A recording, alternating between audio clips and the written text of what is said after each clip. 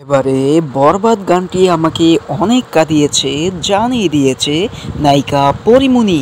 পরীমনি এবারে অনেকটাই বরবাদ গানটি শুনে কেঁদেছেন, কারণ বরবাদ গানে এমন কোনো লিরিক্স নেই যে কান্না না আসবে।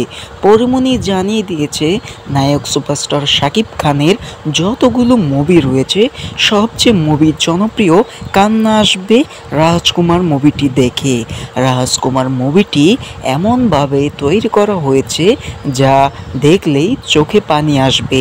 পরীমনি আরও জানিয়ে দিয়েছে, আমি বাংলাদেশ থেকে যদি যুক্তরাষ্ট্রের বাইরেও চলে যাই, ওরা যদি রাজকুমার ছবিটি পুনরায় দেখে তাহলে কিন্তু ওরাও কাঁদবে, কারণ রাজকুমার সিনেমাটি এমনভাবে তৈরি করা হয়েছে যে কান্না না আসতে পারবে না। অবশ্যই পরীমনি কেঁদেছেন, অনেক কেঁদেছেন। নায়ক শাকিব খানের বরবাদ গানটি দেখে আরও কেঁদেছেন।